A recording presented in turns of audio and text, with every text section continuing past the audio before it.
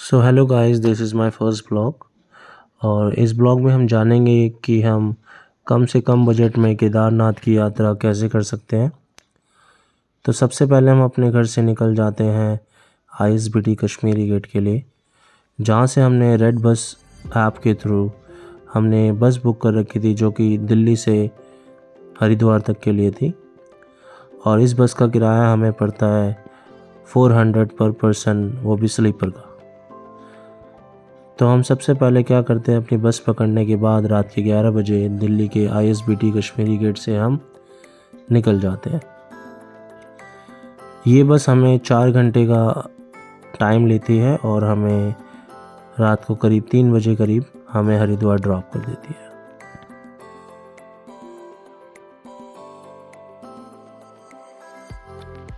Haridwar drop करने के बाद हम सबसे पहले हरिद्वार के ISBT बस अड्डे पे जाते हैं, जो कि रेलवे स्टेशन के पास है। वहाँ से सबसे पहले हम एक शेयरिंग कैब हायर करते हैं, जिसका किराया हमें 500 पर पर्सन पड़ता है, जो कि हमें रुद्रप्रयाग के लिए मिल जाती है। तो हरिद्वार से हम रुद्रप्रयाग निकल जाते हैं। रास्ते में हम जब ऋषिकेश पहुँचते तो हम देखते हैं कि बैरिकेड लगे हुए हैं, क्योंकि किसी भी वाहन को 5 बजे से पहले आगे मूव करने नहीं दिया जाता है। तो हरिद्वार से निकलने के बाद हम इन खूबसूरत रास्तों का नज़ारा उठाते हुए आगे की तरफ बढ़ जाते हैं।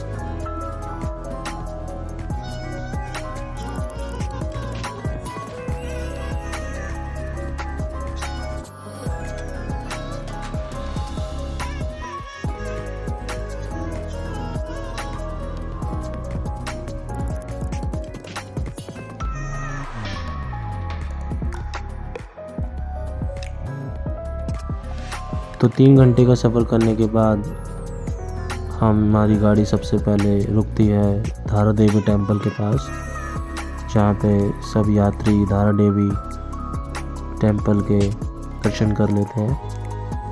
और दर्शन करने के बाद यहाँ से हम मूव करते हैं आगे रुद्रप्रयाग के लिए।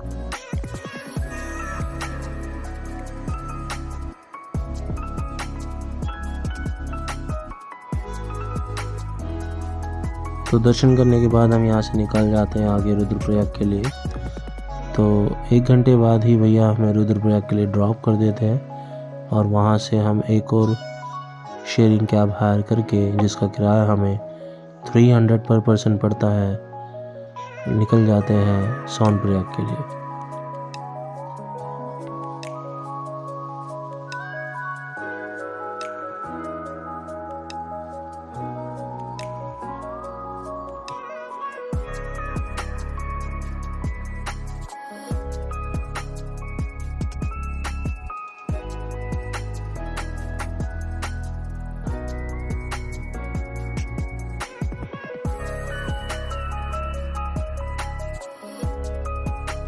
सो गाइस, हम सोनप्रयाग पहुंच गए हैं। सोनप्रयाग उतरने के बाद हम वॉक करके टैक्सी स्टैंड तक जाते हैं सोनप्रयाग के, जहां से हमें टैक्सी लेनी थी गौरीकुंड के लिए। तो हम ऐसे ही मस्ती मजाक करते हुए आगे बढ़ते हैं और गौरीकुंड के टैक्सी स्टैंड की तरफ बढ़ने लग जाते हैं।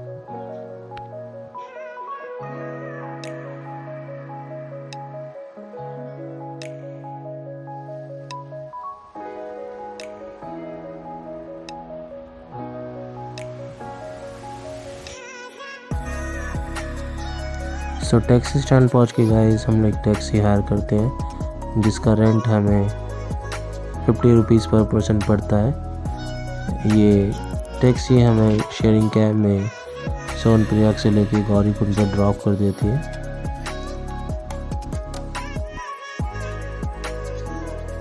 गौरीकुंड पहुंचने के बाद हम सबसे पहले एक होटल लेते हैं जहां पे हम स्टे करते हैं एक दिन वहीं पर, ताकि हम कल की प्लानिंग कर सकें और रेस्ट कर सकें।